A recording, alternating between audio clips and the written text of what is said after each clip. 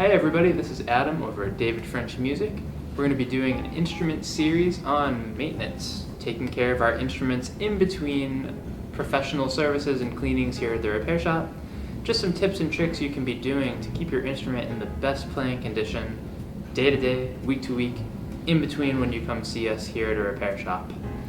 Today we'll be talking about the clarinet. And before I get into the actual instrument, the first thing I want to start with are the reeds. The reeds are super important because they're literally what's going to make the instrument vibrate and will create the sound.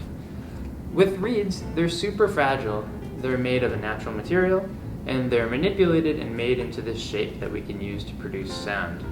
That being said, taking really good care of the reeds is super important for them functioning properly. When you first get a reed, they come in their own individual cases. Sometimes they come just in a wrapping with a case inside of it. But just to show you how fragile the actual reed is, with very little pressure, it can completely damage and destroy the reed. And they're not very inexpensive, so you want to take care of them for as long as you can. So being gentle with them, first big thing. Second big thing is keeping them on rotation. Like I said, because it's a natural material that we make into an actual reed, it's going to be porous. It's going to change with the weather. It's going to change with the moisture and the humidity. So a reed that might be playing really good, really well today, might not play well tomorrow or the next day after that. So keeping a few good reeds, and you can ask your private teacher or your band director how many is good for you. I say keep a few on rotation. Another great thing with woodwind reeds in general, double reeds and single reeds, is investing in a case. This one is just a D'Addario reed case. It's really nice because you can hold 8 reeds total in here, on the top side and the bottom side. And at the very bottom of the container, you can buy these actual humidity packs. And what that's really good for is keeping the humidity controlled inside of this case, inside of your instrument case or wherever you store the reeds. Great idea to invest in that. Moving on down to the actual instrument now, a couple things to be thinking of are the tenon corks. These are the 3 corks that connect the barrel to the upper joint to the lower joint, and the lower joint to the bell. The reason this is so important is because the corks, when they're first fit at a shop or at a factory when it's brand new, are really, really tight to put together. So what we need to do, make sure we're diligent about doing, is investing in some cork grease.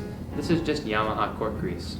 So the best thing I can be doing here, just getting a little fingerful, wiping it across the tenon cork, and then pushing it into the cork. Because that cork is actually porous, so you can get it into the material.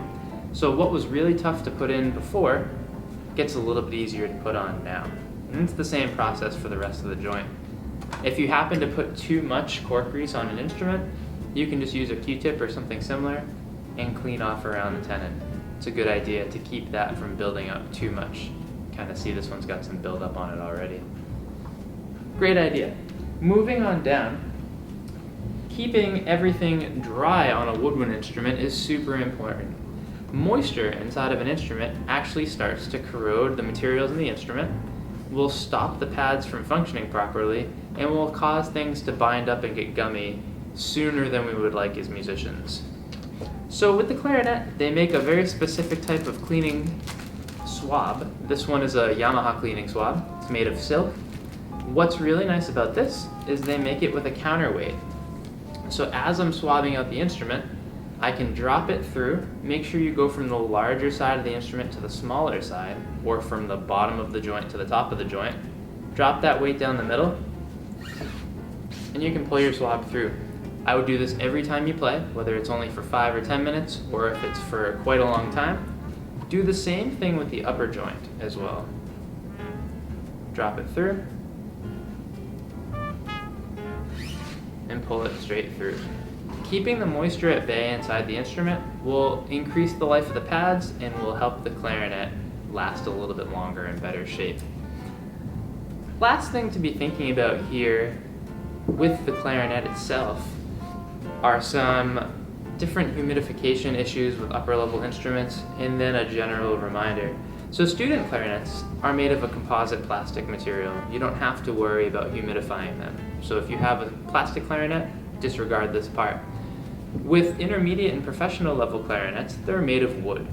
And wood, no matter whether it's still on the tree or chopped and then manufactured into a woodwind instrument, it's gonna stay alive and keep some of those properties that the wood already had when it was living. It's gonna change, it's gonna expand and contract and wanna contort, because we had to machine it into this really weird shape that we now call a clarinet. So what's really good to invest in if you own a professional or wooden clarinet are some humidifiers for the case. This one is called a dampet. They make them in various sizes, ranging from small ones for oboe and piccolo, medium ones for clarinet, and large ones for your bass clarinet, bassoons, and the like. It's just a piece of rubber tubing with some holes in the middle and a sponge inside.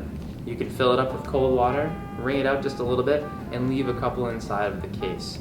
Up here in the Northeast, that's especially important around the winter time. Depending on where you are in the country or the world, it's going to depend on the weather and the climate going on there. So you can ask your band director or teacher how often and when I should use a dampet. Last but not least, another thing to invest in, which is really good that we don't think about, is just a general screwdriver. This one is a 1/16 size screwdriver. Why it's so important is all instruments are built to vibrate. So when we play them, everything is going to rattle ever so slightly. So what happens over time, especially with lesser quality instruments, is you might have some pivots and rods that want to back out. The rods are what hold in some of the keys. Pivot screws hold in different key sections depending on what you're talking about. If one comes out of the post, and the posts are just those sections that come out of the body that hold the keys in place, and you happen to notice a rod or a pivot starting to back out, before your whole key pops off and you have a major issue, you can just go right in there with your screwdriver and feel confident just putting that screw back in. If you're having trouble getting it in there, just make sure the key is lined up as close to the post as possible. A great trick that'll save you a lot of time and hassle over time. Just things to be thinking about here to keep your instrument working at its best in between times that you come see us here in the repair shop.